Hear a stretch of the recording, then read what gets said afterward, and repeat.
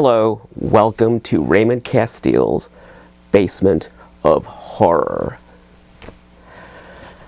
Why is this called the Basement of Horror?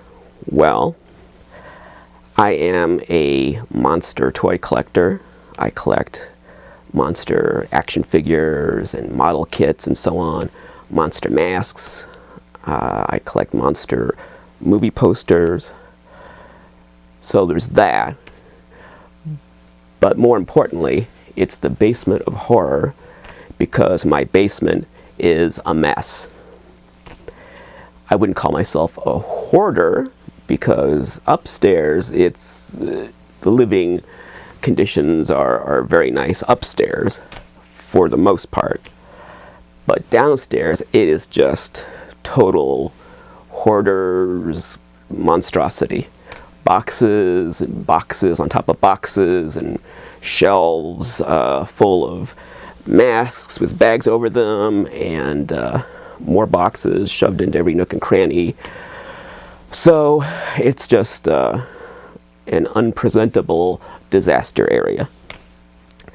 So the horror is the mess that is my basement. But most of my collection is located in the basement. Now, I thought my original concept of this little YouTube program was that I would walk around the basement and you'd see all the boxes and I would randomly pick a box off a shelf and I would say, what's in this box? Let's see. And I would open the box and we'd just see what randomly was in that box and I'd pull stuff out and I'd talk about it. But I realized that was going to be impractical without a crew. I'd need someone following me around, doing the camera. I'd need lighting throughout the basement. It was not going to work. So instead, the boxes will come to me. I will randomly pick some boxes from the shelves, and every episode I'll have one or two boxes that I'll sit here and we'll pull stuff out, and we'll just see what horrible thing is in the box.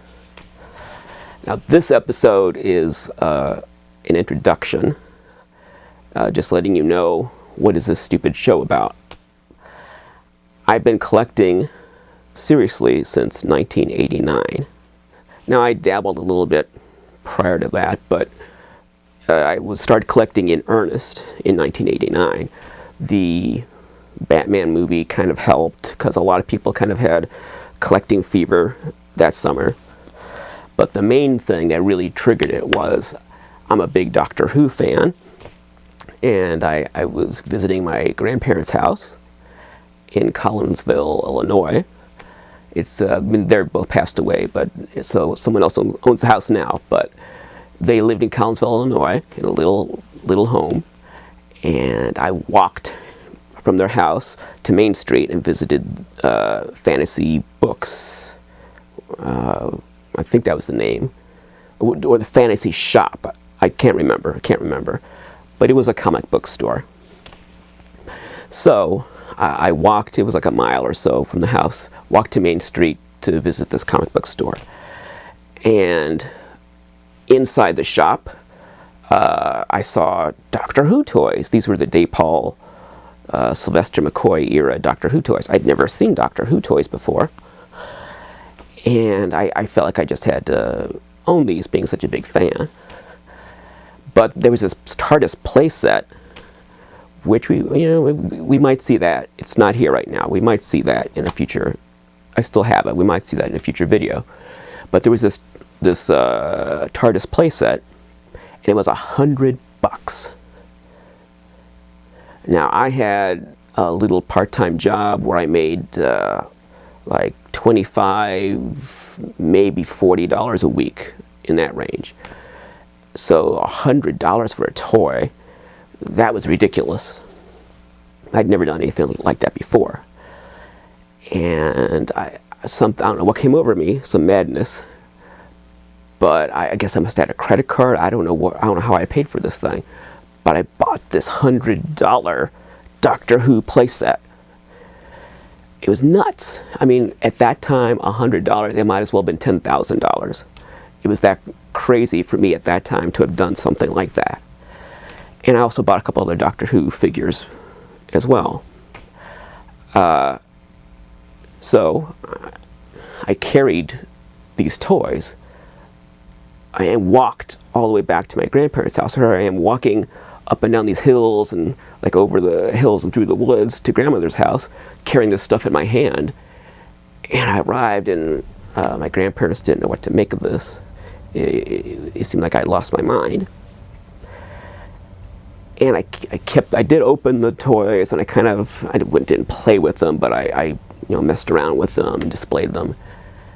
And just that act of spending $100 on something like that, was more than $100 because there was some other figures too. That was like my act of being committed, like I'm all in now. And that was the day I became a toy collector. It was because of this shop that I even knew there was such a thing as toy collecting. I didn't know people collected toys. I had no clue about that. I mean, as a kid, I played with toys, but I didn't know adults bought toys and kept them in packages and displayed them. I had no idea about that. So it was, I believe it was the same trip to my grandparents' house. It was the same week before I had bought the Doctor Who figures. The reason I knew they were there, the reason I made that trip in the first place, I had been to that shop earlier in the week, and I had seen some other old toys, and I'd seen the Doctor Who toys, and I talked to the owner of that shop, and I said, some of these old toys he had on the shelf, I was amazed that they still existed. I think he had like a Kenner Raiders of the Lost Ark Indiana Jones toy, and he had, I think he wanted $40 for it, which now, of course, would be a steal. This was in the box. At home, my brother still had his Indiana Jones figure. In fact, he still has it. I think it's here somewhere. So it was like a recent toy, but it was no longer in stores. And I didn't understand why this toy from like 5 years before was sitting there in a box, and instead of going down in price, like an old toy gets clearanced out and they price it down until it sells, this had gone up. Now he wanted $40 for it. I didn't understand that, so I asked him why. And he said, well, it's collectible. Well, what does that mean? So this sounds creepy today, but it was cool at the time. He said, come young man, come to the back room. Let me show you something. So he led me into this back room, the storeroom. And in that storeroom, he had hundreds of mint and package vintage toys. He had a wall that had Star Wars figures on cards, 12 back, 24 back, you name it, all the entire run of Star Wars figures, several deep on peg hooks, several peg hooks. I mean, there had to have been like 300 figures on that wall, all mint and packaged just like they were in a store. And I said, what in the heck is this? Then another aisle, because here in the store we had like aisles and shelves, shelving units, and you could go like, it was like 3 aisles you could go down in the storeroom, this back stock room. He had one shelf that had all these boxed Mego superheroes. I don't know how many, quite a few, and I hadn't seen those since I was a little kid. And I was amazed to see these things still in boxes. I couldn't believe they still existed. How could this be? He had monsters like Remco monsters. He might have had an A-High, carded A-High or two, I don't remember. But he had Remcos for sure, the boxed ones. And I couldn't believe it. I'd never seen these since I was a child, and I thought I would never see them again. I had no expectation that I would ever lay eyes on these things ever again, except maybe loose, broken up in a garage sale. But here they were still in their original packages, just like they were on the store shelf. And I asked him, how can this be? This doesn't make any sense. Why are all these old, he had like G.I. Joe, and Captain Action, and just you name it. 60s, 70s toys, mint and package, hundreds of them. I said, how can this be? What's going on? This doesn't make any sense. Like, am I in the Twilight Zone?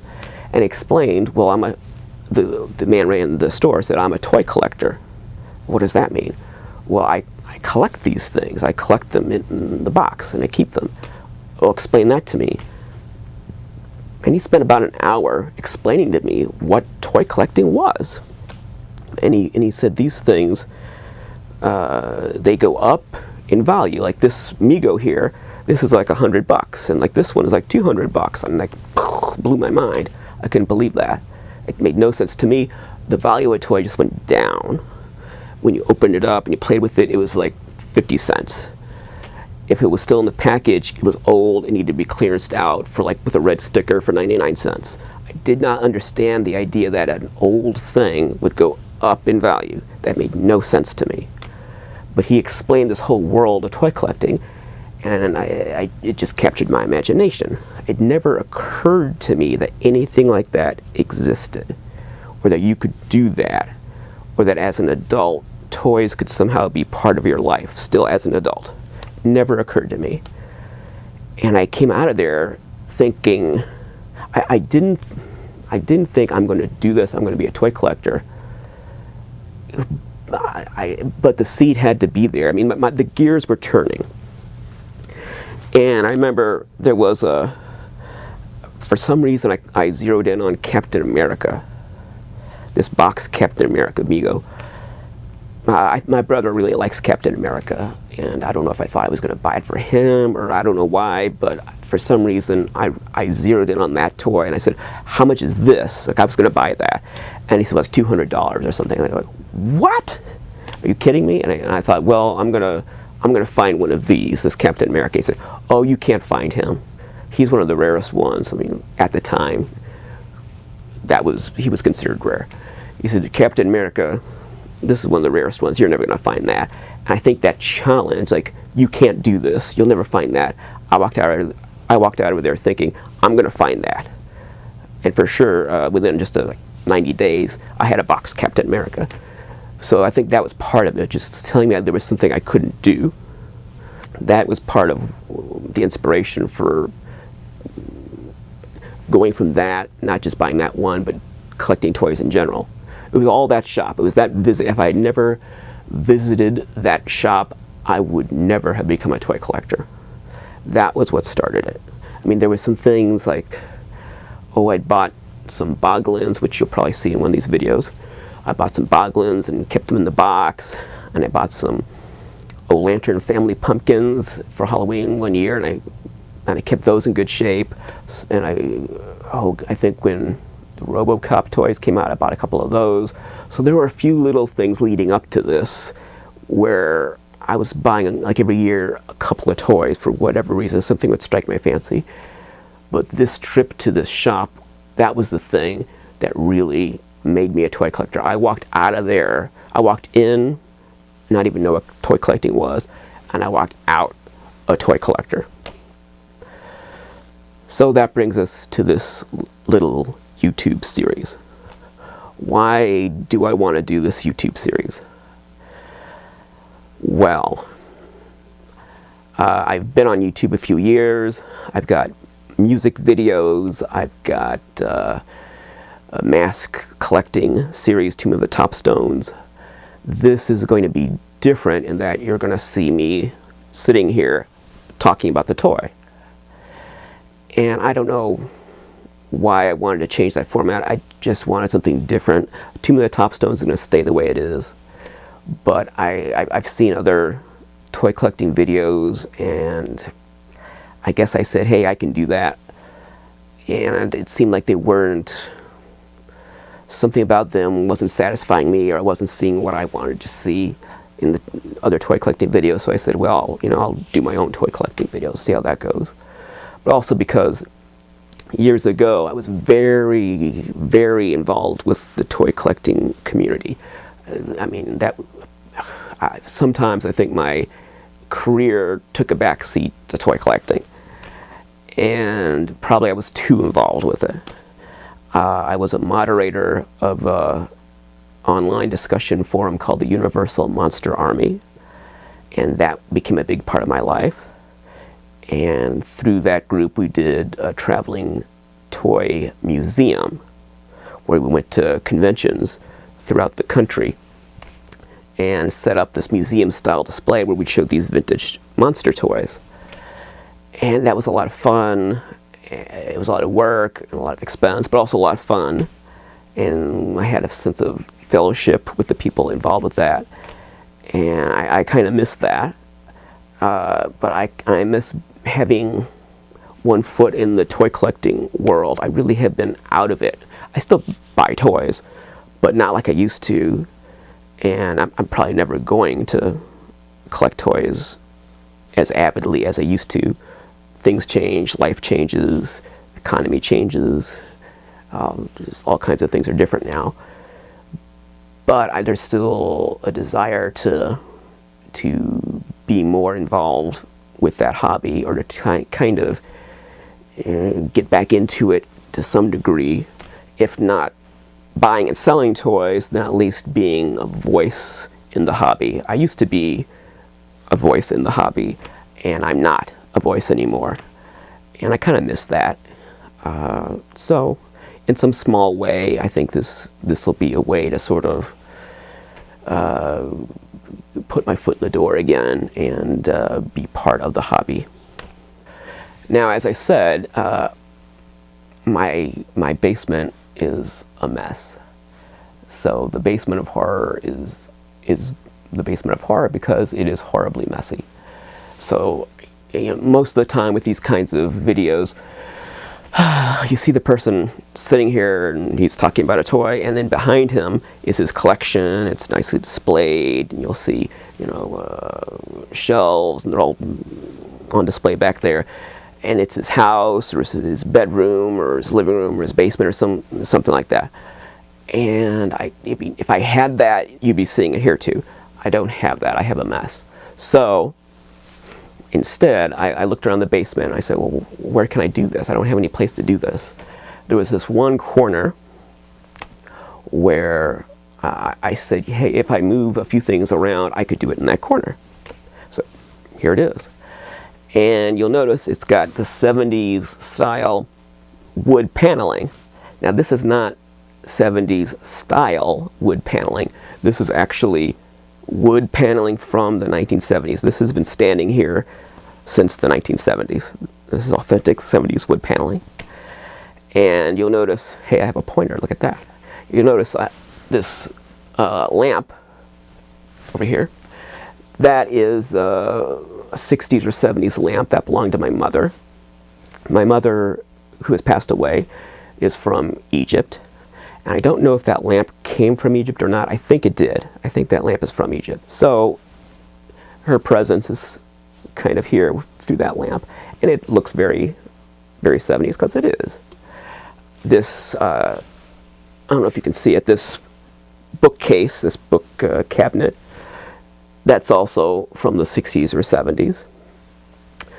And this over here, if you can see that, that brass wall hanging, that was the top for an Egyptian table. So that is definitely from Egypt. And it was the top of a wooden table, a round wooden table. And so the table kind of rotted away, the bottom part. So the brass top became a decorative piece. And it has images from ancient Egypt on it, pharaonic images and pyramids. So both of these things are kind of connected to my Egyptian heritage. This mask, so this devil mask, this is a mask of my friend Eric Austin. That's his face. Now Eric, he organizes an annual convention called Mask Fest.